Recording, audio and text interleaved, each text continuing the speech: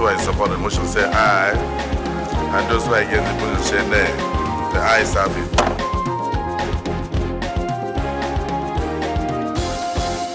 Hello and welcome to the program. I am Dennis Adegunloye. Just before the legislators proceeded on their Christmas and New Year break, the 2025 Budget of Restoration, Securing Peace, Rebuilding Prosperity, presented to a joint session of the National Assembly by President Bola Tinubu, was considered and passed its second reading, with the Committee on Appropriations set to further deliberate and report back within a few weeks. Let's now get some perspective on the bill from the Chief Whip of the Senate, Mohammed Tahir Mongonu. Budget as presented by Mr. President can be described as a square peg in square hole, in view of the fact that the primary purpose of government is to guarantee peace, order, and good governance, to protect the lives and property of its citizens. And that is the social contract to which the people entered into with government, to surrender their independence and sovereignty to the government, and government will equally guarantee their lives and properties. That is the social contract to which the people and the government entered into. So in order to fulfill that contract and the primary purpose of government, as well as the fact that the nooks and crannies of the country is challenged security-wise, government deployed huge resources to the defense and security sector. It constitutes a chunk. The highest amount was allocated to that sector in order to fulfill that social contract that has been entered into between the government and the people. So looking at that is a right step in the right direction.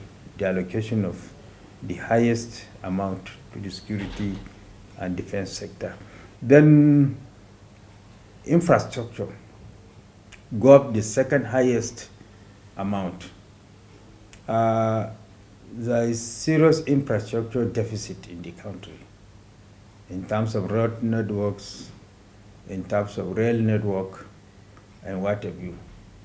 And by deploying the second highest amount of resources to the infrastructure sector, it will not only go a long way in repleting the economy, but also generate multiplier effects in the economy by way of engaging the productive sector and also unleashing a lot of employment opportunities to our teeming unemployed youth.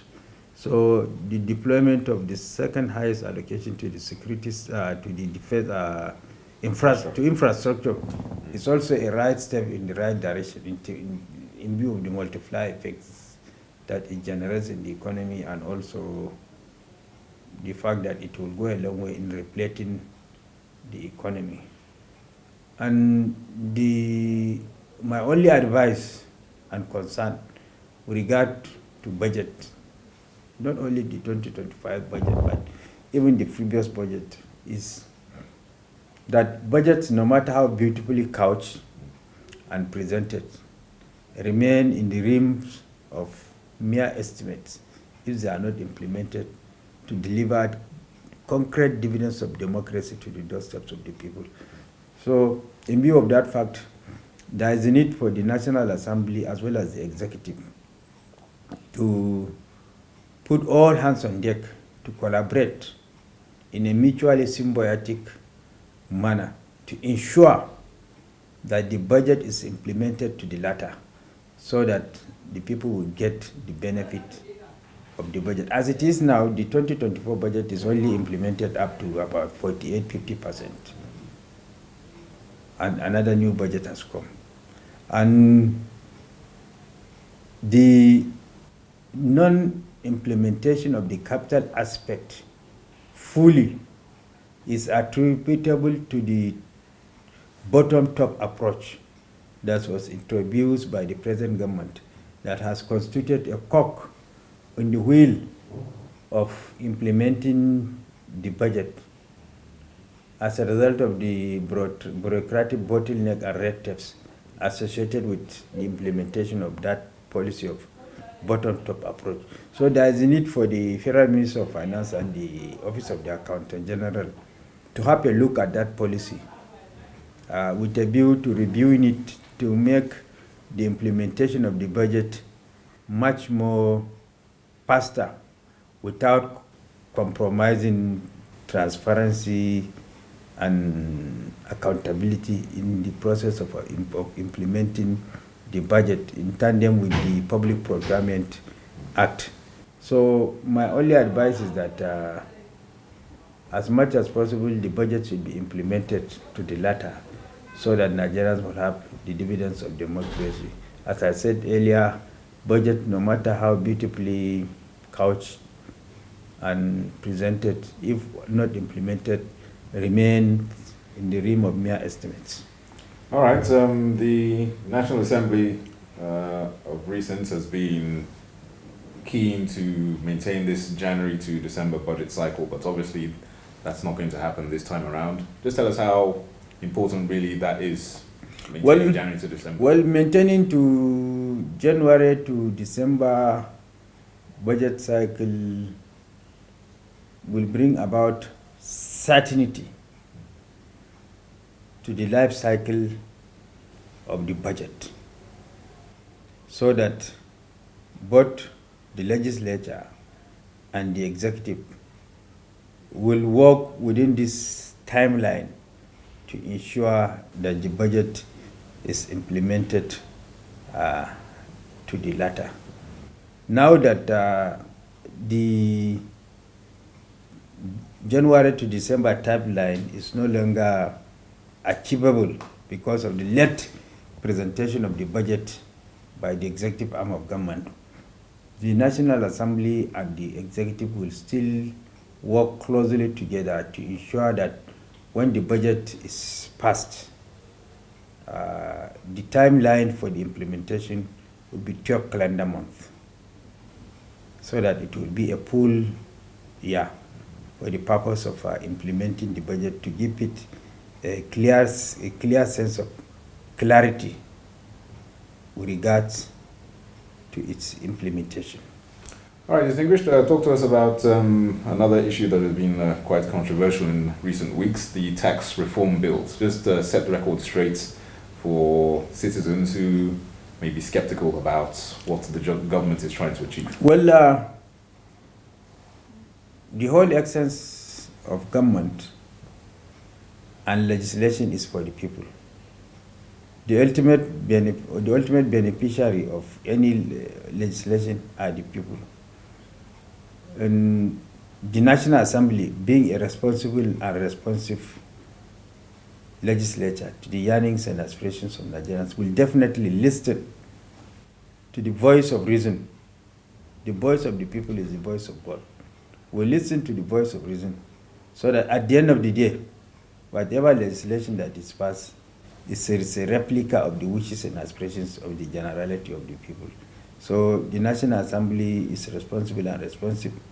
It has heard clear and loudly to the voice of Nigerians with regard to the implementation of the tax reforms bill, and definitely whatever legislation that at the end of the day the National Assembly will come up with will be a replica of the wishes and aspirations of and in the process of doing that, the National Assembly will definitely consult with all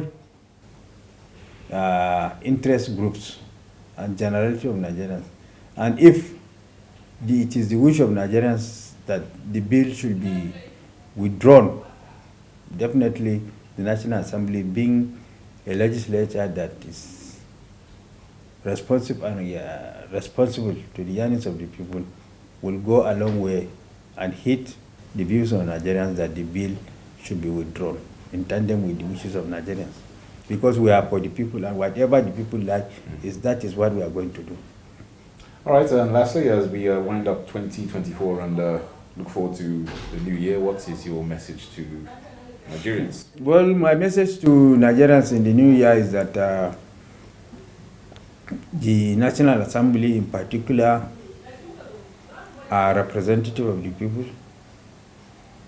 We are not only representative, we also make laws and oversight the agencies of government. That is our responsibilities as per the Constitution, and we assure them that we are going to jealously guard and protect their interests in whatever we are doing, and in whatever we are doing, we'll be mindful of their opinions, so that whatever we do at the end of the day will be in tandem with their wishes and aspirations, and it will definitely reflect what they need.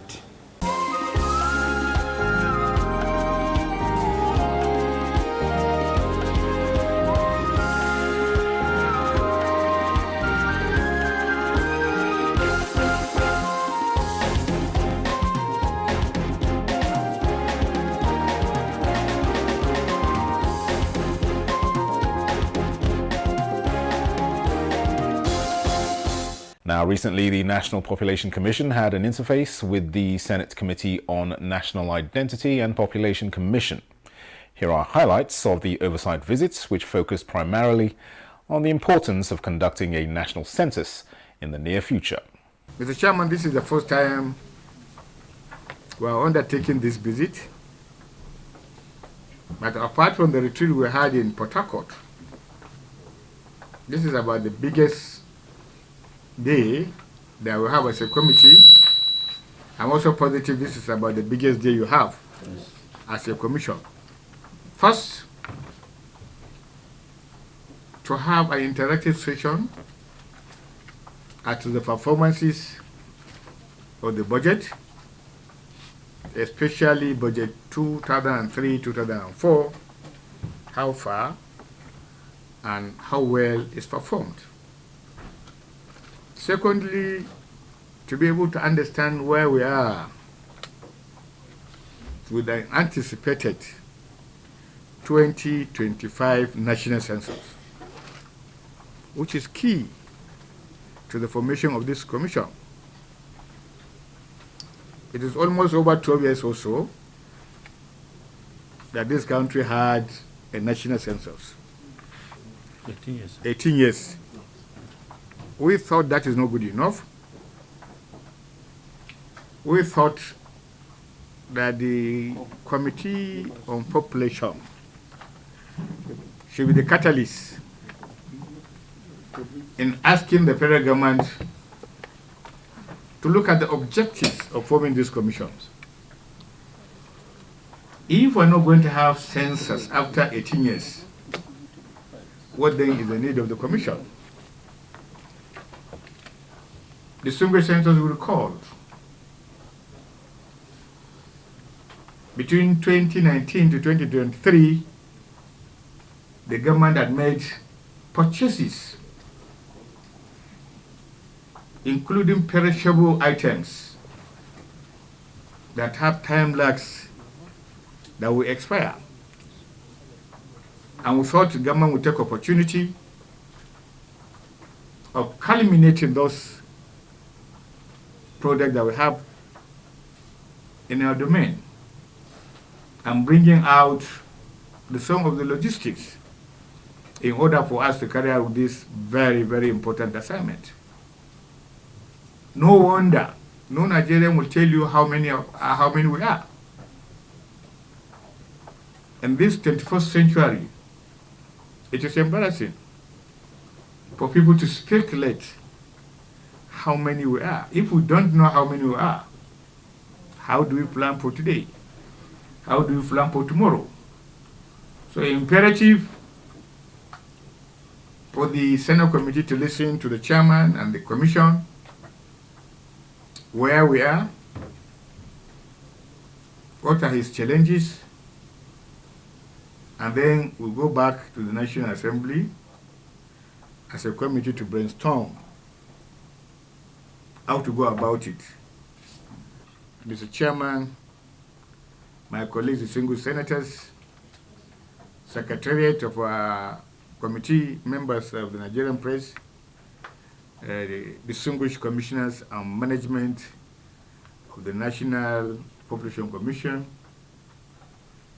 let me thank you very much for finding time. At the end of the proceedings, the deputy chairman will rightly give a vote of thanks.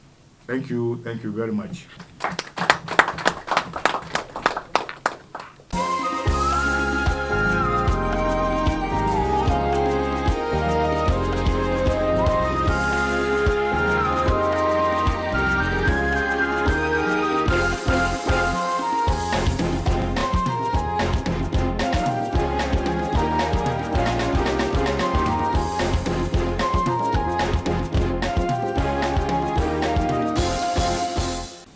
It is a great honor to receive you to the National Population Commission. I welcome you and thank you for taking your time to come and exchange ideas and also do your constitutional mandate. That's the oversight function. The National Population Commission, as you rightly said, is actually a creation of the Constitution too. And you also made specific laws about the Commission, its composition, its functions, and so on and so forth. By the recommendation from the United Nations, the census is to be conducted decennially. That is after every 10 years. So after conducting the census in 2006, it's expected that the next census cycle will be conducted in 2016. But that was actually hindered by transition from the government of President Goodluck Jonathan to that of President Buhari. So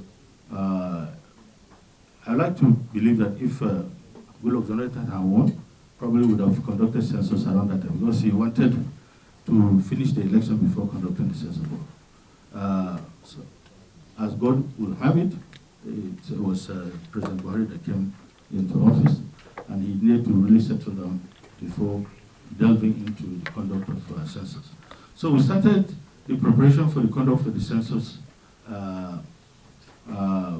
seriously from 2019, when funds were made available to the Commission to do the innovation area demarcation, which is the foundation for the conduct of the census. And because decision has been taken based on recommendation of the African Union that the 2020 rounds of censuses should be digitized. So the demarcation exercise also was digitized.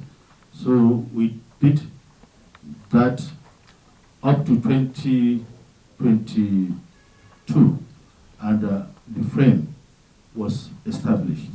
We have the census map that is digital in nature. We use it not just in the Commission, but nationwide. We have digital maps of every part of this country.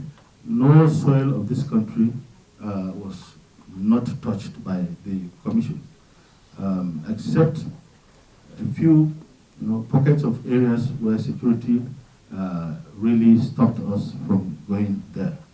Having procured the necessary materials for the conduct of census, including the PDAs, personal digital assistance, and the cards, storage cards, the routers, and also even data from all the mobile telecommunications in the country for us to be able to conduct a digital census. So we did the training from, like I said, training of trainers, national training, zonal training, state training. It was dovetailing to local government training where we just go into the field and do the census when we were asked to stop because of the transition. So we stopped, and when the incoming administration came on board, we saw the president twice, and he assured us he was interested in conducting the census. But so far, census, it's slightly complex. We must have the nod of number one person in the country, just to give the go-ahead that yes, census will be conducted before we can conduct it, no matter the level of our preparation. And up to now, we've not been given the nod to conduct the census. And the equipment that we bought about 2 years ago, some of them have started to deteriorate, and to also, due to obsolescence, some of them, if you even put to charge, they will not charge. There was a review by all African countries that have conducted the census, and even those that have not conducted. They had a review in South Africa where they had to go through experiences of every country that have done the census, or those that were preparing for the census. And because of the level of performance of the civil registration and vital statistics that will promote national identity, it's very low in the African continent. It was decided that 2030 round of censuses should be biometric, that can capture data in such a way that it can facilitate the quick,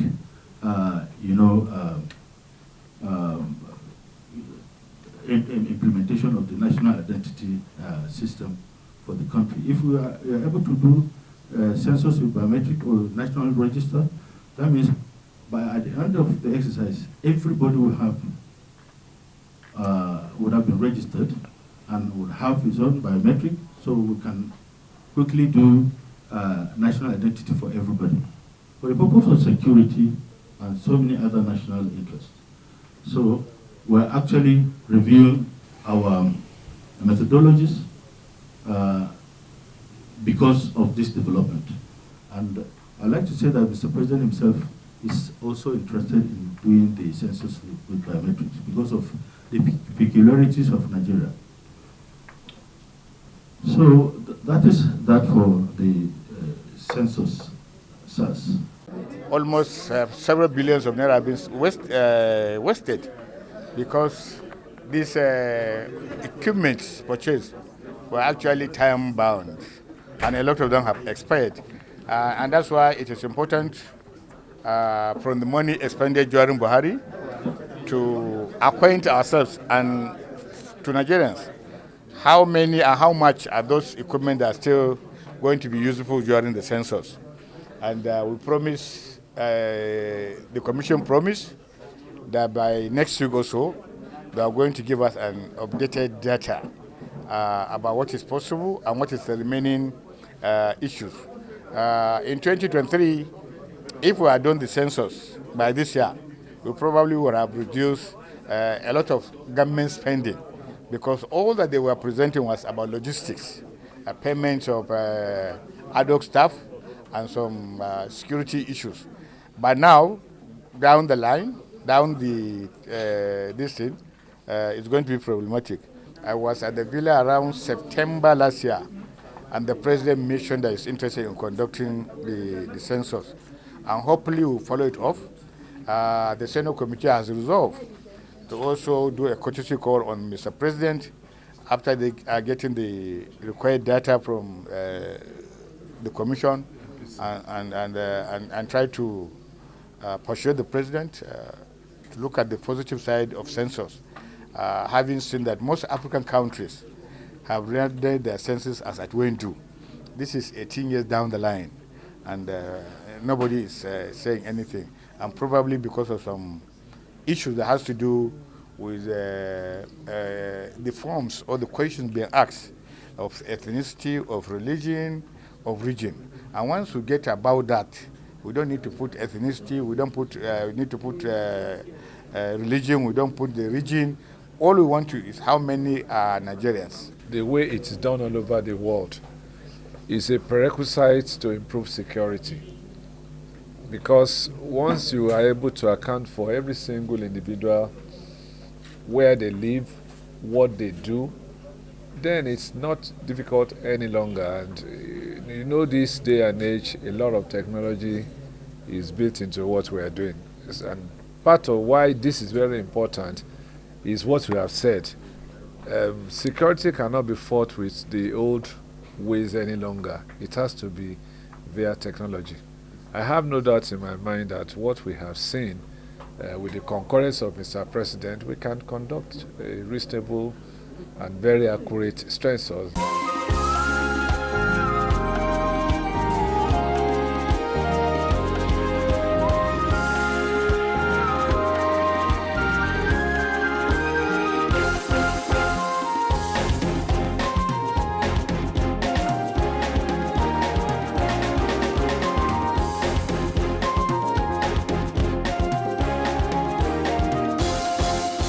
That concludes this episode of the program. Thanks for watching and see you again soon.